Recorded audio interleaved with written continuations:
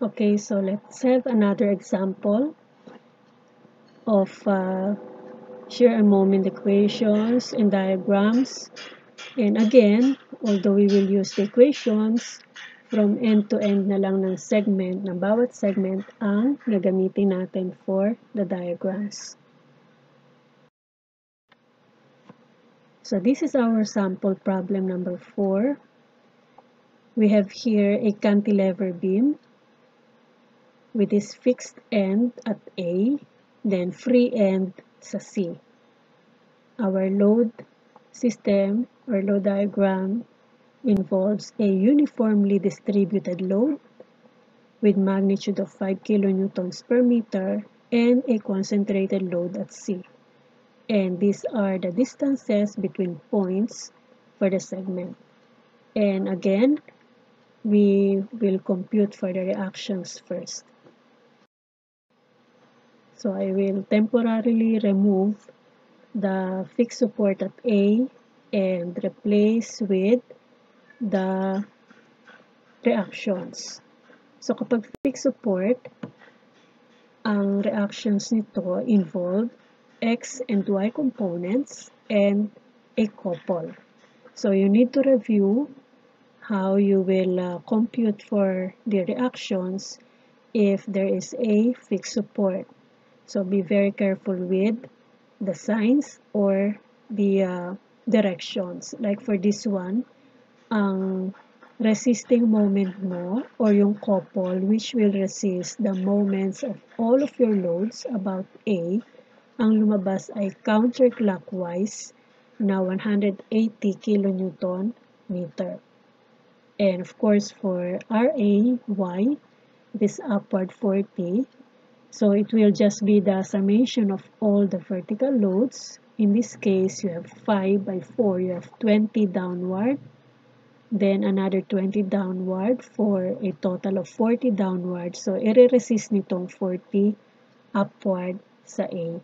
And since there are no horizontal loads here, RAX is 0.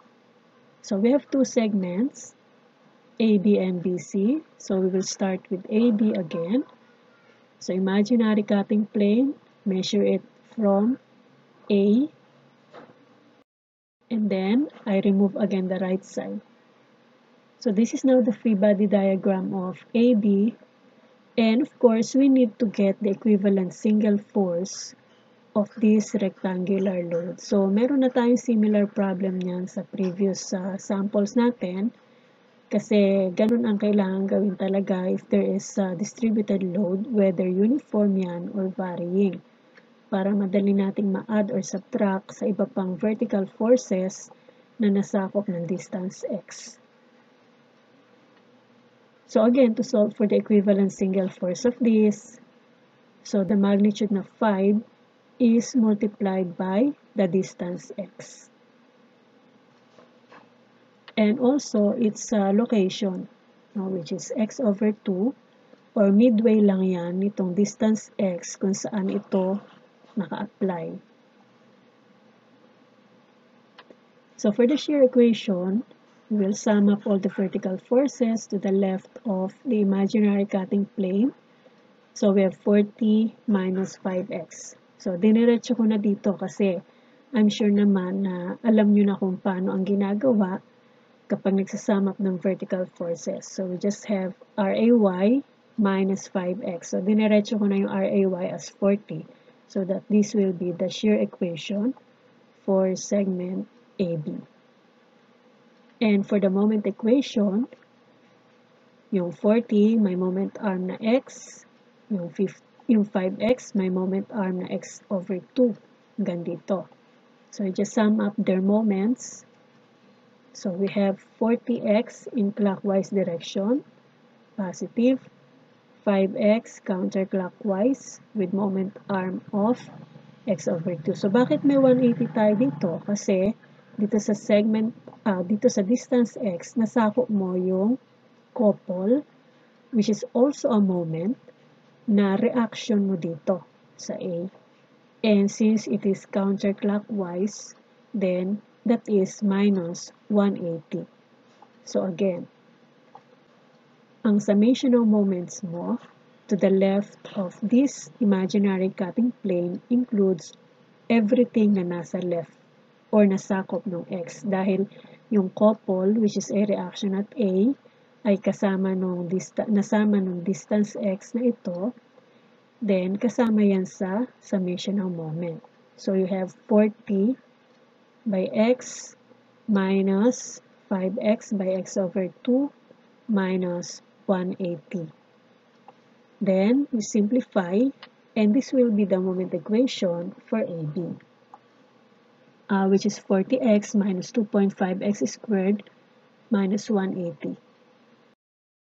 Then, for segment BC, you do the same. Then, I remove the right side, so that this will be the free body diagram. Okay, so this time, dahil nasakop ng x ay yung buo ng distributed load over AB, kaya yung equivalent single force ay 5 multiplied by 4 na.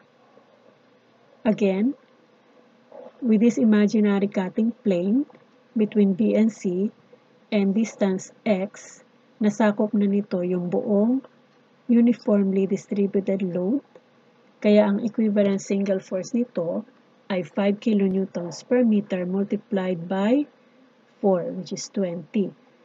And within this uniformly distributed load, kunin mo lang yung kalahati ng 4. So that will be the location from A and from B. So that will be 2 meters from either side. But of course, ang distance na kailangan mo ay hanggang dito. Kaya yung distance niyan ay x minus 2. So again, this is 2 meters from A, 2 meters from B, pero ang kailangan mo ay hanggang dito. So if this is 2 meters, then ang distance nito ay x minus 2. Then, for shear equation, we have 40 minus 20. Okay? And simplifying, you have V equals positive 20. And for the moment equation, so you have 40 minus 20 with this distance x, and of course, ito. Kasi ganun din, yung distance x na yan hanggang A, ay yung couple ay nasa A, kaya kasama yan sa moment equation. There. So you have 40 clockwise by x, 20 counterclockwise by x minus 2, and then minus 180. So simplifying this, will give you this moment equation for BC, which is 20x minus 140.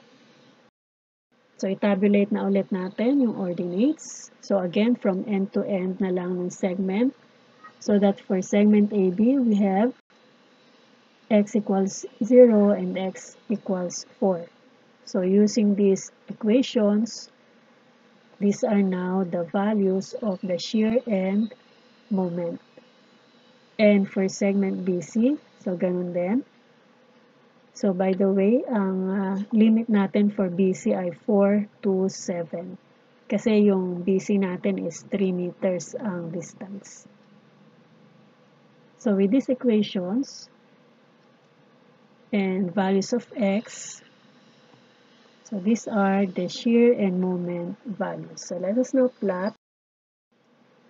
Okay, so let us now plot the values of the shear and moment based on the equations. So again, from end to end na lang ng segment.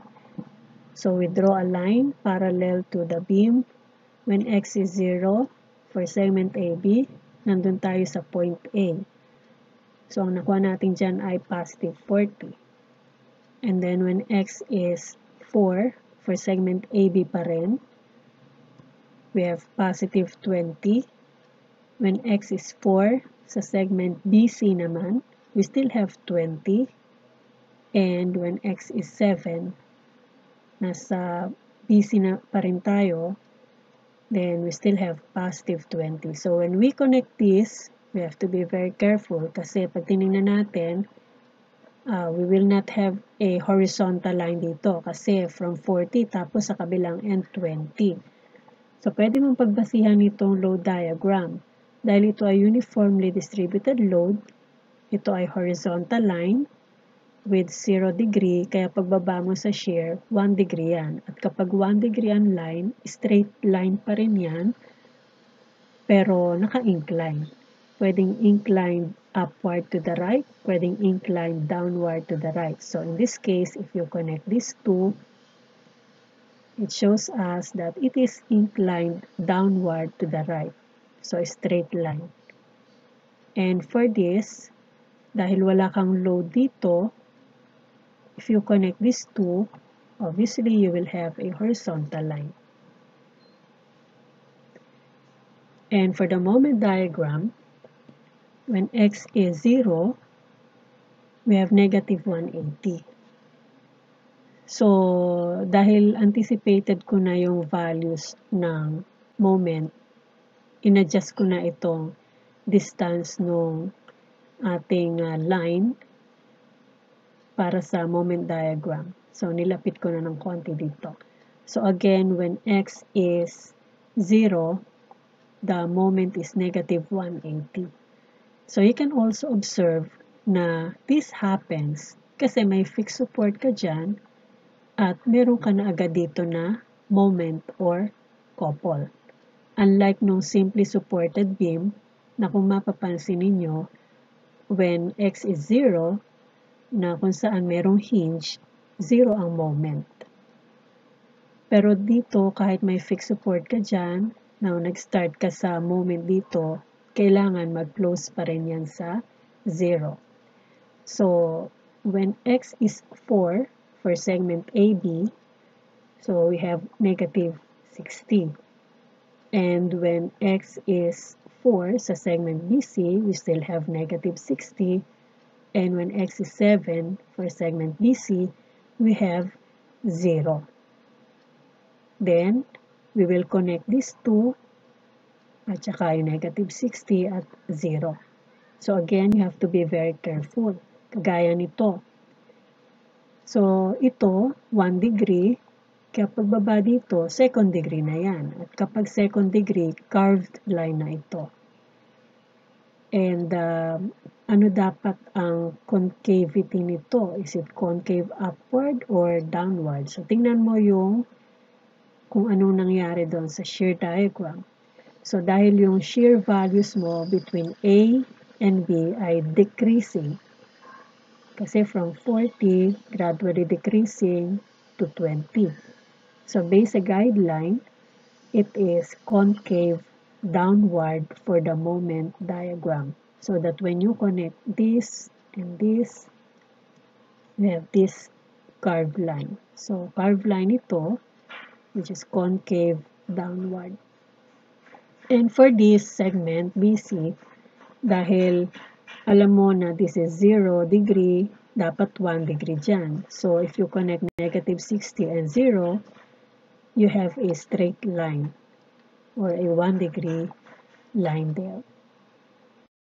And this is now your load diagram. This is the shear diagram. And the maximum shear is 40. And for the moment diagram, maximum is 180. So again, kung kahit negative yan, if it has the greatest value, it is still the maximum moment. Kasi you will get the absolute value.